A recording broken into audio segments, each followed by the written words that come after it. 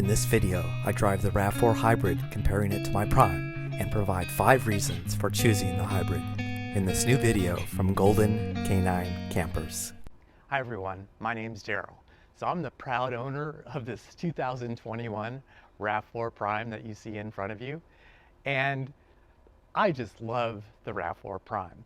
But the question is, now that the $7,500 federal tax rebate is no longer available, is the RAV4 Prime still worth it over the RAV4 Hybrid? So today, I'm going to do a little bit of a price comparison between the RAV4 Prime and the RAV4 Hybrid, and also look at some of the differences. And I'm going to actually give you 5 reasons why you might want to consider choosing the RAV4 Hybrid over the RAV4 Prime. So it's a little difficult to do a price comparison between the RAV4 Prime and the RAV4 Hybrid because the trim levels don't quite match up. But what I did do is I configured a RAV4 Prime SE with a weather and moonroof package, and that came to $45,340. Then I configured a RAV4 Hybrid SE, and I added the convenience package with options, which includes the weather and moonroof package, and that came out to $37,335. So choosing the RAV4 Hybrid over the RAV4 Prime can save you $8,000, which is quite a lot. Now, I have heard some things about the RAV4 Hybrid now, as opposed to the Prime, actually being sold for well above MSRP. But, you know, if you do some shopping, that really shouldn't be much of an issue. So the second reason is if you don't have like a garage and are able to charge your RAV4 Prime overnight, or maybe at the workplace you can't charge your RAV4 Prime and you have an especially long commute, you'll really be using hybrid most of the time and so won't be taking advantage of the EV mode. The other thing is if you take a lot of long trips, you're going to be using hybrid mode all the time, and the hybrid actually gets better gas mileage than the RAV4 Prime in hybrid mode. So yeah, you really might want to consider the RAV4 Hybrid in those situations. So the third reason is depending on where you live, it actually might cost you more for electricity than gas. So to figure that out, take the RAV4 Primes, the number of kilowatts it takes to drive 100 miles, which is 36, and multiply that by how much your state charges you.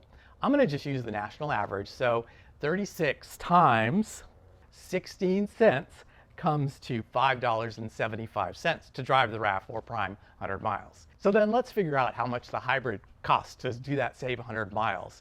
It's about 40 miles per gallon, so we need 2.5 gallons, and then I'm going to multiply that by currently the national average for gas, which is $3.50. So you take 2.5 times $3.50, and that comes out to $8.75 to drive that same 100 miles. So we save money on the national average. So let's take California, for example. They charge 27 cents for kilowatt hour. So if I do that figures, it ends up costing you over $10 to drive that RAV4 Prime in EV mode. So Californians are actually losing money driving their RAV4 Prime in EV mode as opposed to gas. So I just got done taking a test drive, and let's go check that out. I'm taking a test drive in the RAV4 Hybrid. It's a 2021. Yeah, so this is the LE model, and so it's pretty much the base model. I think they have this thing listed at 38,000, which is kind of crazy, but it doesn't have very many miles on it, so that's cool. And I'm gonna try to reset the gas mileage. Okay, so we're starting off on the RAV4 Hybrid test drive, but this definitely does want to use that the engine a lot more than the RAV4 Prime.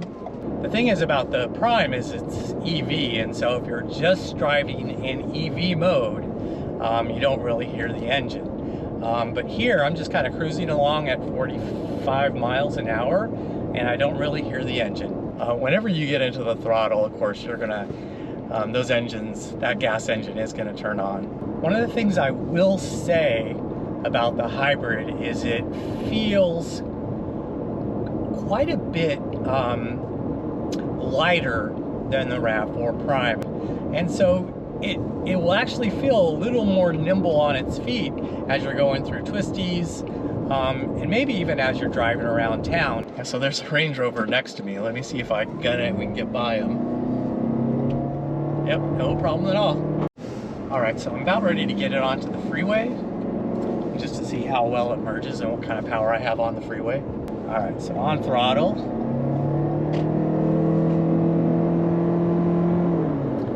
Yeah, so it definitely does pretty good. Certainly not quite as good as the Prime, that's for sure. So when you get on it on the freeway on the Prime, you get a combination of the battery plus the engine, and so you will definitely feel a difference. Yeah, so just got off the freeway, and this thing's a great highway cruiser. Very comfortable. You can get up to speed really fast, merging into traffic, passing if you need to. Yeah, the RAV4 Prime certainly has more power for doing those things, but this thing is very competent, and yeah, I really probably wouldn't notice all that much of a difference between the RAV4 Prime and this on the freeway. Around the city, just great. Very comfortable once again. If you get into the throttle, you do hear the engine if that bothers you.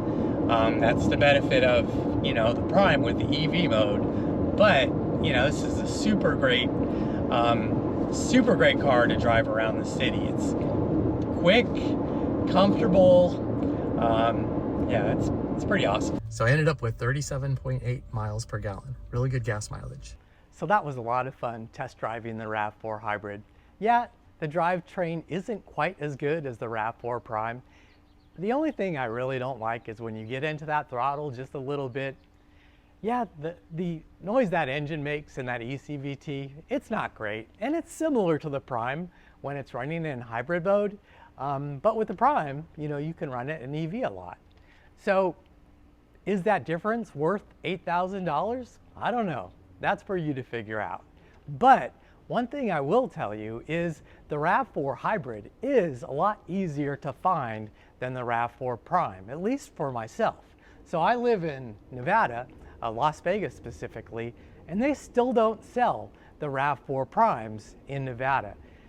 So if you want to find your RAV4 Prime locally, you might still have problems. And so that might be another reason for you to consider a RAV4 Hybrid. So finally, this is my last reason, it's my sixth, and it's kind of a bonus, is you don't get quite the flexibility of color options that you get on the Hybrid. So for instance, on the exterior, you don't get Lunar Rock or Cavalry Blue, and on the interior, tan or gray is not available to you on the RAV4 Prime.